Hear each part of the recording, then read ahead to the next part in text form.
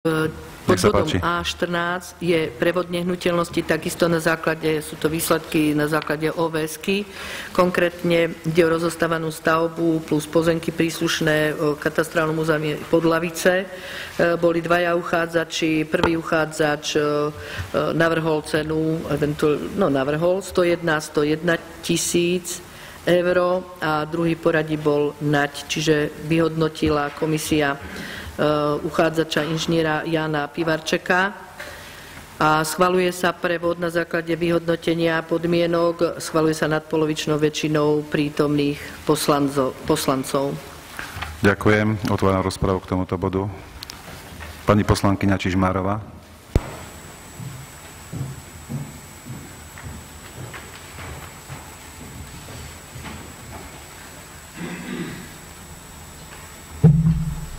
Vážený pán primátor, vážené kolegyne, kolegovia, dovoľte, aby som sa vyjadrila k tomuto bodu.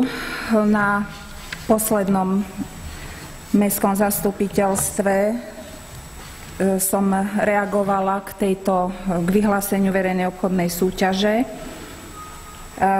ktorá bola v mestskom zastupiteľstve schválená, s ktorou samozrejme my ako poslankyne sme neboli dopredu oboznámené. Takisto, že sa pripravuje verejná obchodná súťaž, neboli informovaní ani členovia občianskej rady, na základe čoho na svojom zasadnutí vyjadrili k tejto veci následovné stanovisko. Opakovane na viacerých zasadnutiach občianskej rady občania prejavili záujem vytvoriť v tomto objekte v budúcnosti komunitné centrum. Nakoľko v Podlaviciach budova, ktorá by mala viacero miestností, ktorá by bola dostupná bezbariérovo, mesto nevlastní okrem základnej školy Gaštanova. Trošku možno do histórie, nebudem vás zdržiavať. Tento objekt mal pôvodne slúžiť ako bazén, sauna a regeneračné miestnosti pre susednú škôlku materskú, ale od roku 1990 zostal v rozostávanom stave a práce na dokončení budovy sa predčasne ukončili. Odvtedy bola budova nevyužívaná, v istom období samozrejme vandalmi zdevastovaná a takisto aj zub času, ale aj povodeň dokončil dielo skazy na tomto objekte. V takom zdevastovanom stave o budovu prejavili záujem skauti a v marci 2003 skauti prvýkrát boli v tomto objekte a prejavili záujem o prenájom. Najskôr bola uzavretá zmluva o prenájme na 10 rokov, následne bola predĺžená na 30 rokov s tým, že skauti na základe žiadosti o podporu z eurofondov, z rôznych štrukturálnych fondov, operačných programov a podobne by dofinancovali opravu budovy do funkčného stavu. Samozrejme, od začiatku sa rátalo aj s využívaním pre iné združenia a miestne aktivity. Keďže žiadne takéto výzvy neboli, ktoré by umožňovali čerpať z týchto štrukturálnych fondov financie na opravu objektu, pokúšali sa napriek tomu skauti v rokoch 2004 až 2006 získať finančné granty, za ktoré sa vypracoval stavebný projekt a bolo vydané a opakovane predĺžované stavebné povolenie. Boli osadené plastové okná na prednej časti budovy, vybudovala sa plynová elektrická vodovodná prípojka, kanalizácia, vyvložkovali sa komíny a zhotovilo sa funkčné plynové kúrenie s kotlom a rozvodmi, opravila sa zatekajúca strecha. Samozrejme, väčšina prác bola bezplatnou dobrovoľníckou činnosťou. Keďže sa ďalšie finančné zdroje nepodarilo skautom získať, prestavba stagnovala a dosť sa podpísala aj úmrtie pána doktora Vytázka, ktorý bol takou dušou tohto centra. a budova sa nepodarila sprevádzkovať na klubovne. Jedine sa využíval ako skladový priestor na vybavenie pre letné tábory.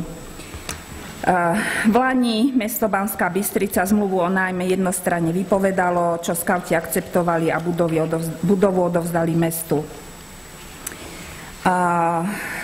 To znamená, že táto budova je v súčasnosti vo vlastníctve mesta a ako som už spomínala, na poslednom zastupiteľstve bola ponúknutá do verejnej obchodnej súťaže. Víťaz nám je známy, avšak na poslednom zasadnutí občianskej rady obyvatelia aj členovia občianskej rady prejavili nespokojnosť s tým, že táto budova ide do odpredaja. Ja budem samozrejme hlasovať proti, principiálne, a ak by ostatní poslanci hlasovali za odpredaj tohto objektu, zároveň predkladám návrh na uznesenie. Mestské zastupiteľstvo žiada prednostu Mestského úradu o urýchlené riešenie situácie s priestormi v základnej škole Gaštanová na účely rozvoja komunitného života v mestskej časti Podlavice-Skubín. Ďakujem. Ďakujem. Pán poslanec Lichy. Vážené dámy, vážení páni, tento spôsob prevodu mestského majetku považujem za nešťastný. Aj ako spomínala pani poslankyňa Čižmárová, bývalý, ja to nazvem skautský dom, skauti opustili, ale tie vzťahy ešte zostali neusporiadané.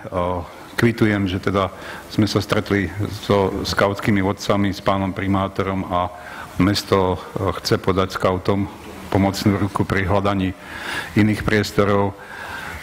Myslím si, že tento dom však mohol slúžiť pre komunitné organizovanie.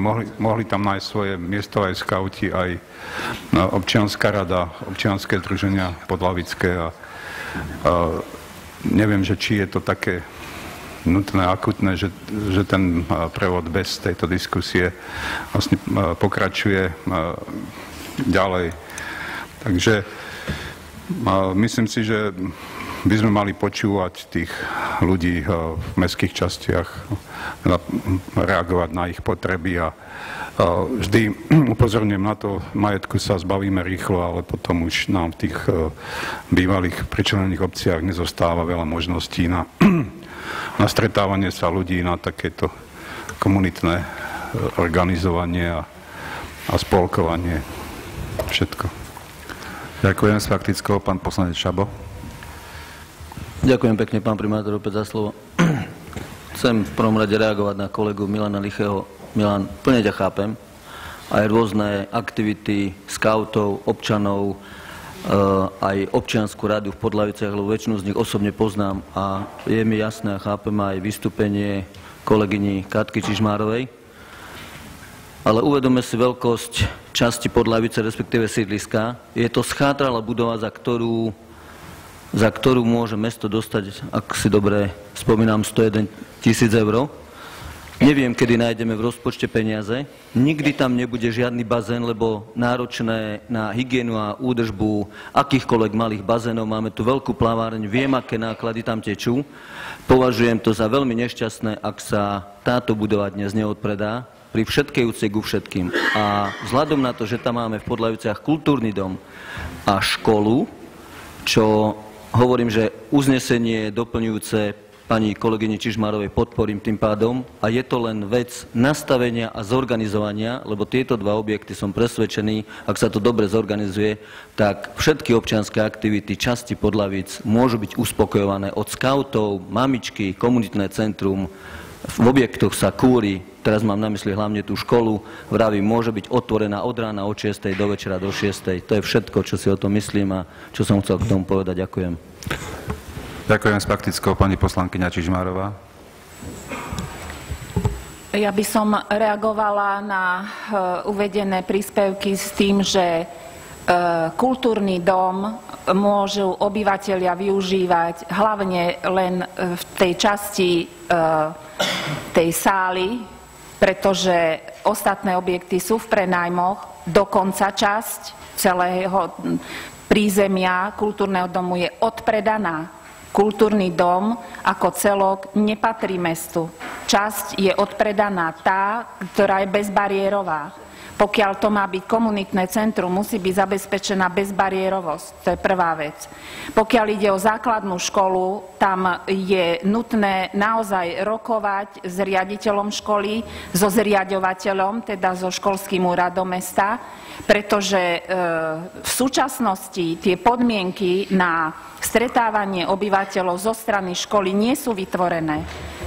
Zasadnutia občianskej rady bývajú raz do mesiaca a nemôžeme ich mať dlhšie ako 1,5 hodiny. Už nás vyháňajú z tej školy.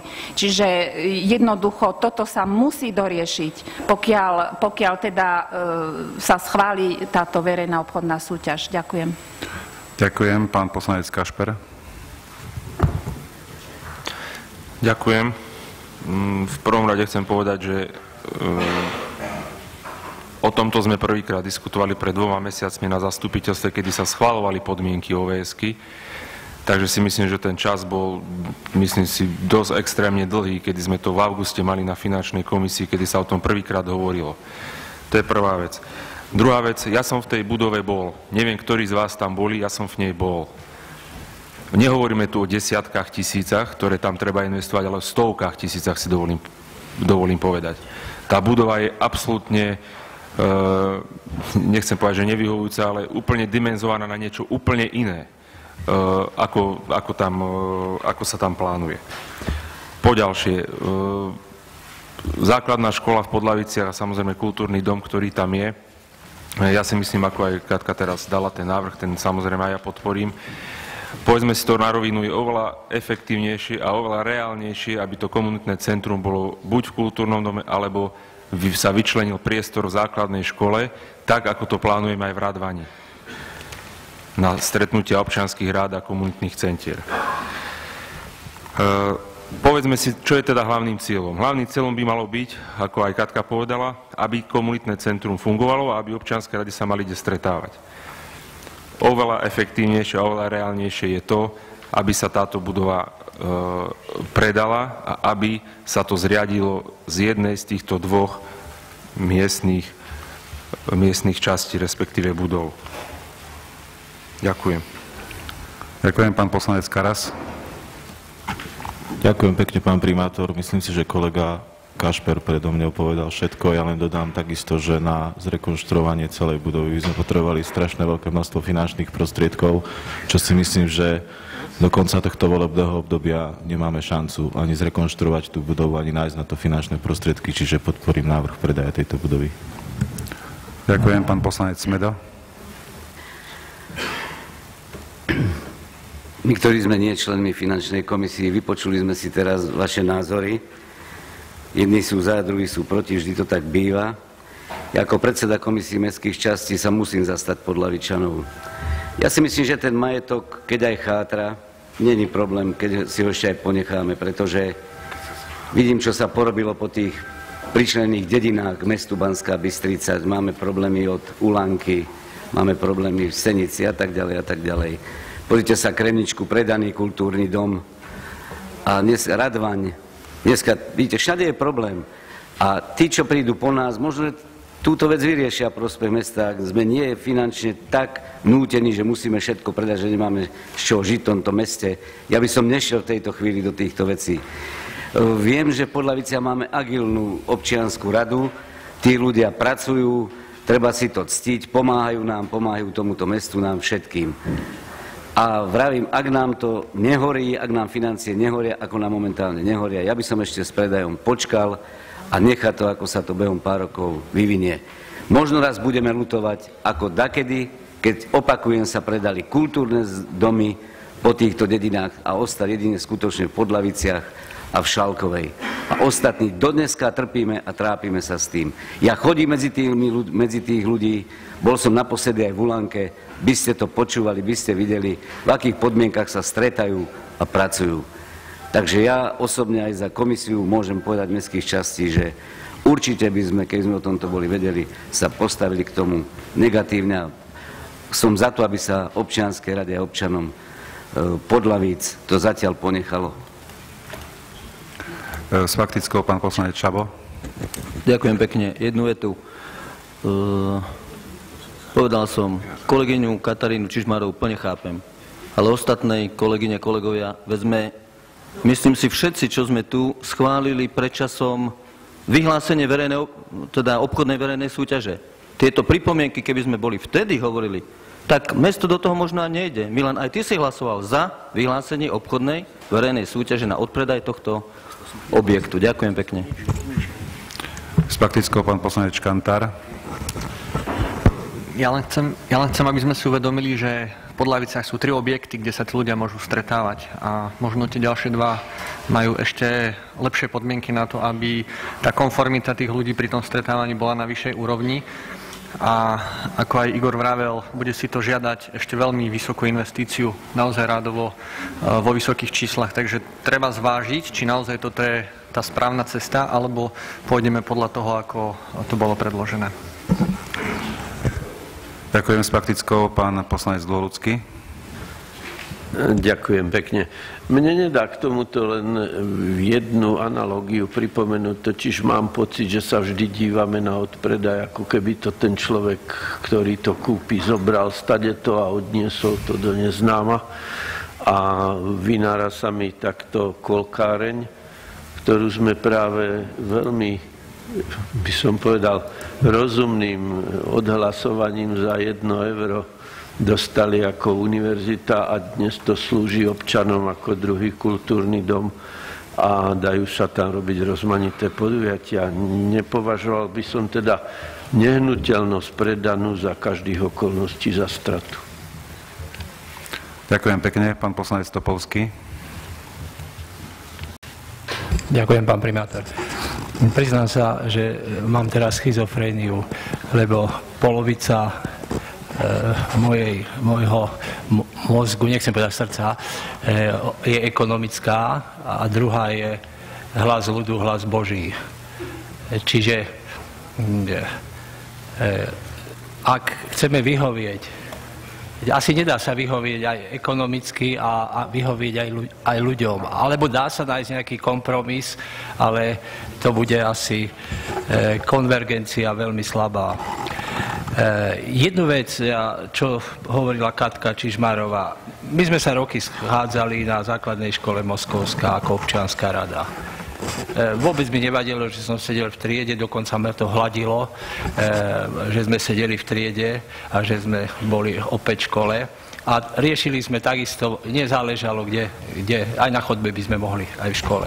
Druhá vec je, ale čo som až teraz som počul od kolegu Škantára, že sú tam 3 objekty, kde by mohlo byť teoreticky, tu sa hovorilo o 2 objektoch, áno, o 2. Škola a kultúrny dom. Ale že tu je aj 3. A ja si myslím, že jadro problému je asi hlavne v tom, nie že kde občianska rada by sa mala schádzať, ale kde bude to komunitné centrum. A ja si myslím, že ten prapor, ktorý zdvihli, tak sú občania schopní aj za ne krvácať. A my sme tu na to, aby sme to krvácanie nejak... Aj nakoniec pán primátor ako lekár vie, o čom je to, aj tu kolega, pán profesor, že ak zaznelo tu, že musí to komunitné centrum byť práve tu, lebo sa tu hovorilo o bezbariérovosti. Bezbariérovosť nie je až taký problém. Nehovorím o nejakých výťahoch a tak ďalej, ale aby mohli vozičkári vstúpiť do tých priestorov. Takže neviem, kto mi zodpovedie na otázku, tie 2 alebo 3 budovy, môže tam byť komunitné centrum, samozrejme po nejakých rekonštrukciách alebo nejakých možnostiach. A neviem, ktoré sú to tie 3, lebo dokonca som sa potešil, že 3 sú. Takže mne ide hlavne o to komunitné centrum, o tých ľudí. Ďakujem. Ďakujem. S faktickou pán poslanec Kantár. Iba taká drobná poznámka, že možno keby sme tu mali tých ľudí tunák a sme sa ich opýtali, že či chcú fungovať v schatrálnej budove, ktorá si vyžaduje rekonštrukciu, je tam možnosť zímanie, tamto prostredie, aké malo byť, alebo ich posadíme do, dajme tomu, pekné triedy, ktorú vyčleníme v tej škole a budú tam mať trošku inú kultúru, tak by sme počuli reakciu, ktorá by nás možno posunula ďalej. Ďakujem. S faktickou pani poslankyňa Čižmárová. Túto otázku som presne dala na zasadnutí občianskej rady. Jednoznačná odpoveď bola, chceme túto budovu. Budova nie je až taká schátralá. Ja som to hovorila za tým hlavným pultom rečníckym. Druhá vec je, ak sa tu hovorilo o bazéne a saunách a tak ďalej, celý objekt možno, keby sa to finančne pripravilo, by mohlo sa aj asanovať a postaviť montovanú jednoduchú stavbu, ktorá by možno vyšla podstatne lacnejšie na tomto pozemku, ako opravovať starú barabizňu, ako to tu odznelo. Čiže o tretej budove ja neviem, Michal. Ja viem len škola a kultúrny dom. Kultúrny dom, neviem, či si bol v ňom. Kultúrny dom po Dlaviciach, prízemné časti, jedna časť je odpredaná, v druhej je pošta. Inak priestory nejaké na klubovňa alebo nejaké menšie miestnosti sú na poschodí, kde sú schody strme, kde starí ľudia a mamičky s deťmi, s kočármi nevídu. To znamená, že proste tam je len tá sála k dispozícii veľká, ktorá má problémy samozrejme s vykurovaním a tak ďalej. Nebudem to tu rozvádzať. Čiže čo sa týka školy, je tam trakt bývalého bytu školníckeho. Ako je využitý, neviem do tejto chvíle, pretože bolo tam školské výpočtové stredisko. Škola sa rozširuje, ide tam projekt vzdelávania 5-ročných detí ako príprava pred vstupom do 1. ročníka. Tento projekt sa overuje práve na tejto škole. Vybudovaná je multimoderná technická trieda s prístrojmi rôznymi, čiže sú tu rôzne projekty realizované. Neviem, či tých priestorov bude dosť, ale tak, ako som dala do uznesenia, nehávam to na prednostu Mestského úradu. S faktickou pán poslanec Karas. Ďakujem pekne, pán primátor. Myslím si, že bolo dosť k tomuto povedané, ale dneska sa už bavíme o tom, ako keby sme tu predávali zlaté vajce tohto mesta.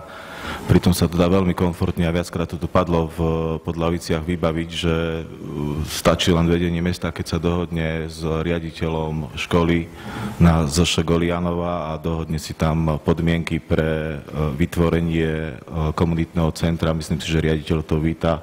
Tým pádom nevzniknú ani mestu ďalšie finančné náklady na vytvorenie, ktoré budú vysoké finančné náklady, podotýkam, na vytvorenie nového komunitného centra, ak by sme nepredali túto budovu a nebude to ani 50, ani 100 tisíc, ale bude to niekoľko, možno do 300-400 tisíc, to určite dohadujem, čiže to treba aj ľuďom povedať, že ľudia síce na jednej strane chcú komunitné centrum, ale na druhej strane im treba povedať, že koľko to bude stáť, aby by potom neboli prekvapení, lebo my všetci chceme budovať chodníky, chceme budovať zábradlie a cesty a neviem čo všetko, ale všetko stojí peniaze, čiže na tie peniaze treba aj zarobiť. A len toľko som chcel povedať, a už by som bol rád, keď už aj hlasujeme. Ďakujem. S faktickou pán poslanec Topolský. Katka, prepáč, mne to pripadá, že si povedala, a musíme mať túto budovu, pripadá mi to ako, že kvóta musí byť dobitá. A ak kvóta má byť dobitá, tak budú aj straty. Nielen povolené, ale aj iné. A veď tu mám kolegyňu Kasovú, ktorá veľmi dobre vie, čo všetko treba pre to komunitné centrum urobiť a čo aj urobila, alebo aj iní. A je to strašne veľa. A kladiem rečnícku otázku. Hovorilo sa na vedení mesta spolu s Podlavičanmi o tom, kde by to komunitné centrum potenciálne mohlo byť? Ďakujem. Ďakujem. Pán poslanec Kašper. ešte mne dá 2-3 pripomienky povedať k tomu. Ja som 6 rokov vo finančnej komisii a myslím, že táto budova chátra dokonca ešte dlhšie, ako je toto obdobie tých 6 rokov. A ja som prvý raz v živote počul o tejto budove v septembri alebo v auguste, keď sme schválili podmienky OVS-ky. Ja som fakt o nej dovtedy aj nevedel, ani som neregistroval nejaký záujem niekoho, niečo, že tam má niečo byť. To je prvá vec. Druhá vec, skúsme to otočiť úplne opačne, čo chceme.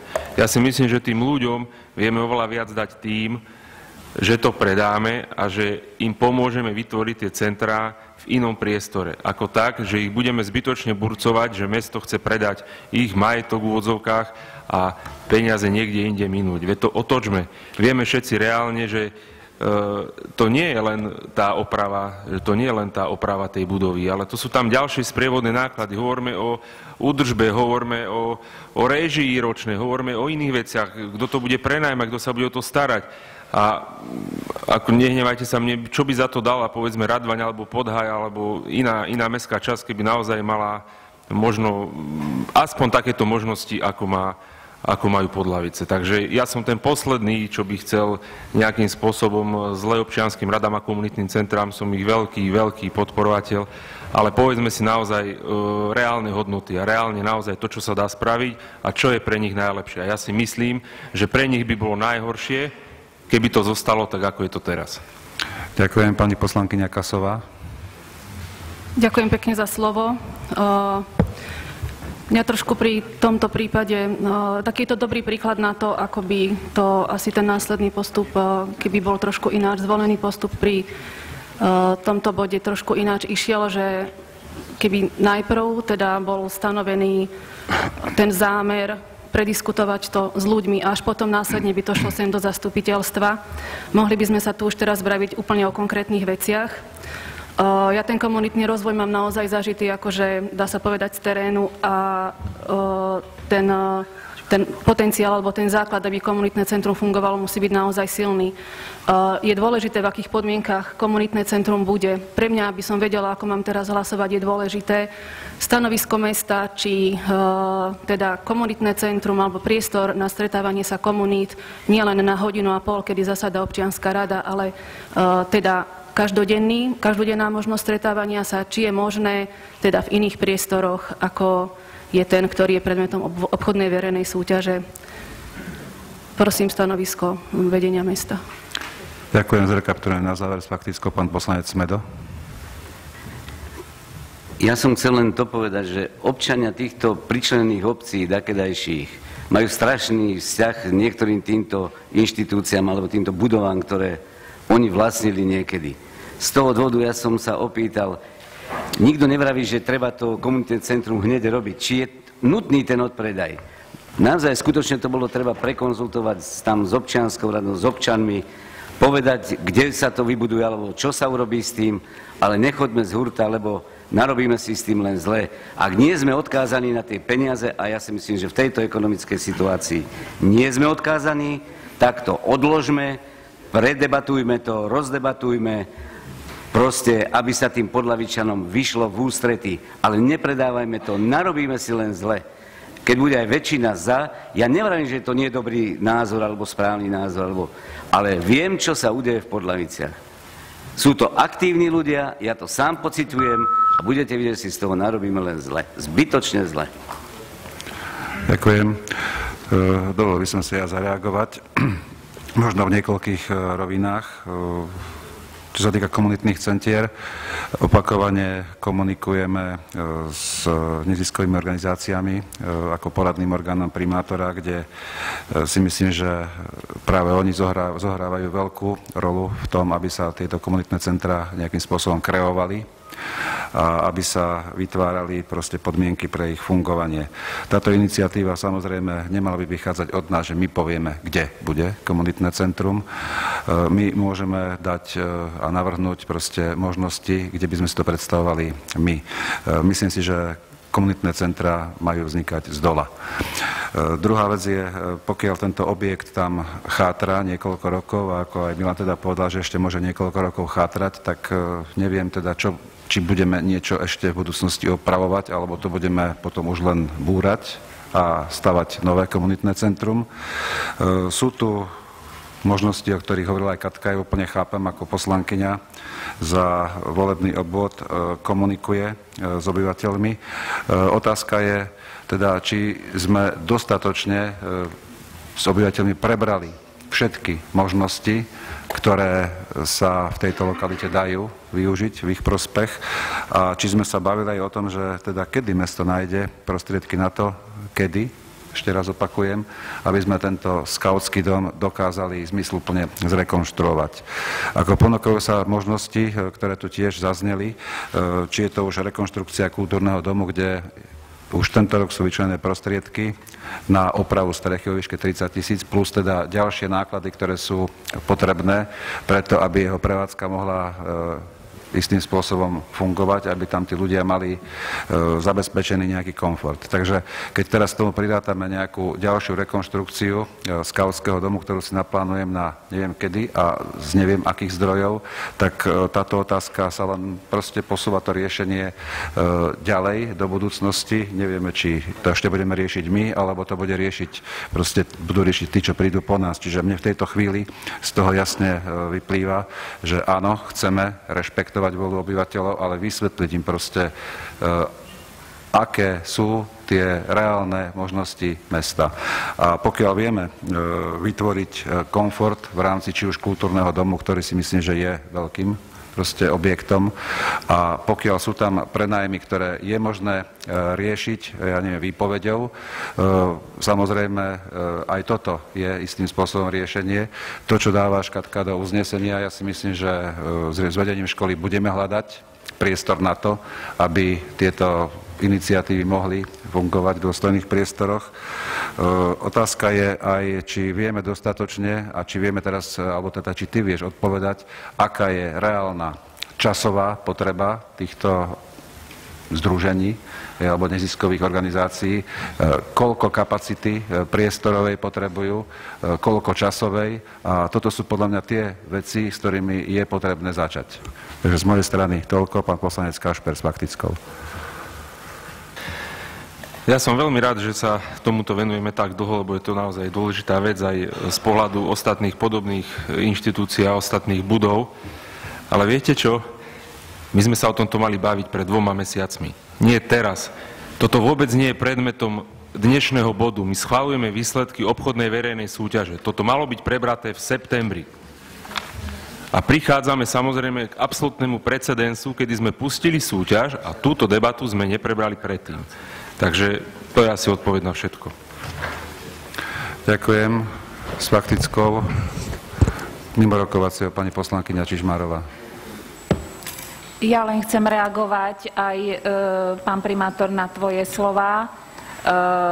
Všetko toto sme prebrali aj na zasadnutí občianskej rady. Bol prítomný aj pán viceprimátor Gajdošík, môže potvrdiť. Stanovisko obyvateľov bolo jednoznačné. Chcú tento objekt, napriek tomu, že som ja jasne povedala, že mesto v túto chvíľu nemá dostatok financií na rekonštrukciu objektu. Napriek tomu oni ten objekt nechcú predať. Čo sa týka Igora Kašpera, ja som vystúpila v septembrovom zastupiteľstve k tejto veci. Žiaľ, podporu ani diskusiu moje slova nevyvolali, takže ja som riešila tento problém na septembrovom zastupiteľstve. Ďakujem. Ďakujem. S faktickou pán poslanec Lichy. Ďakujem. Tiež len opakujem stále to isté, aj minulé, aj teraz. Takže diskusia jednoducho nenastala vtedy, nastala teraz. A ešte stále máme o čom. Keď to schválime, tak už nie potom. Ďakujem. Ešte prednosta Mestského úradu. Ďakujem. Nedá mi to tak zhrnúť. Chvíľku mám pocit, že či sa bavíme o občianskych radách alebo komunitných centrách, pretože tam je veľmi veľký rozdiel. Tak ako pani poslankyňa rozprávala, že sa stretávajú 1-krát týždenne. Na tento účel máme aj iné vhodné priestory v Podlaviciach, či už spomínaný kultúrny dom, alebo máme tam základnú školu, kde vedia svoje aktivity využívať. Ja si osobne myslím, že alebo téme komunitných centier sa venujem posledný rok spolu s inžinierkou Filipovou, aj pani inžinierkou Kasovou a tak ďalej. Máme spustu rozhovorov za sebou s členmi rôznych členmi neziskového sektoru, kde základným tou premisou je, že tie komunitné centrá vznikajú z dola, to znamená od ľudí, od aktívnych ľudí, od ľudí, ktorí sú súčasťou rôznych občianskych združení, neziskových organizácií, ktoré v tej časti mesta fungujú. A nielen fungujú na papieri, ale fungujú aktívne, stretávajú sa a pracujú, dá sa povedať, 24 hodín denne. Preto by som chcel poukázať na KC Sásová a KC Fončorda. To nie je o tom, že človek sa stretáva útorok a štvrtok na 2 hodiny, povieme si svoje veci a ideme domov. Tam organizujeme podujatia ako na Havranskom alebo v Sásovej sobotu, nedeľu, pondelok, útorok, stredu, piatok, o 9, o 10, o 7 ráno a tak ďalej. Takže neviem, či rozprávame o občianskych radách alebo komunitných centrách. V tomto u mňa je veľký rozdiel. A prenechať budovu, do ktorej mesto investuje 200, 300, 400 tisíc, ktorá je v rozostávanom, schátralom stave, ponechať na využívanie, tak ako sa dneska využíva, povedzme, kultúrny dom v Podlaviciach, v sobotu na 4 hodiny, v stredu na 2 hodiny, kde sa zapína, vypína kúrenie a tá efektivita fungovania tohto priestoru je neefektívna, tak o tomto je kultúrne centrum, občianska rada a efektívne využívanie nehnuteľnosti, do ktorej sa potenciálne má zainvestovať XY veľa peňazí, ktoré dneska samospráva vyčleniť nevie a nevie ani kedy ich vyčlení. Takže toto som chcel povedať. Ďakujem. Ďakujem pani poslankyňa Čižmárová. Pán prednosta, občianskych združení v Podlaviciach a záujmových skupín je nesmierne veľa, ale nemajú sa kde stretávať. Nemajú, pretože napríklad materské centrum je veľmi iniciatívne, veľmi aktívne, ale do poludnia do školy nemôžu. Kultúrny dom, žiaľ Bohu, technicky zabezpečené, vykurovanie úplne schizofrenicky urobené, neumožňuje vykurovať tento priestor, čiže oni by sa stretávali často a pravidelne, keby sa mali kde. Takže práve o tomto je celá táto diskusia. Ďakujem. Ďakujem. Chce ešte niekto reagovať o rozprave? Pán primátor. Ak nie, poprosím predsedu návrhovej komisie o návrh na uznesenia. V rozprave návrhová komisia obdržala jeden návrh pani poslankyne Čižmárovej. Mestské zastupiteľstvo žiada prednostu Mestského úradu o urýchlené riešenie situácie s priestormi v základnej škole Gaštanova na účely rozvoja komunitného života v mestskej časti Podlavice _Skubín. Dajte prosím hlasovať o tomto uznesení, pán primátor. Ďakujem, prosím hlasujte.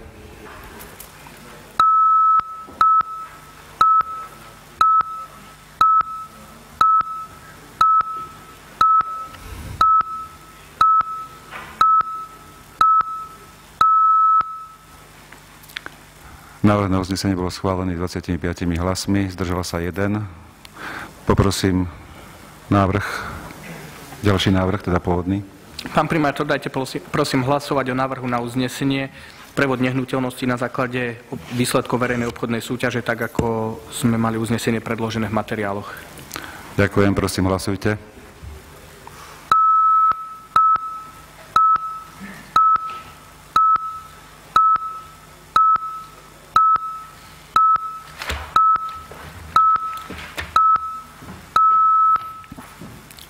Návrh bol schválený 18 hlasmi, proti bolo 9, zdržali sa 2.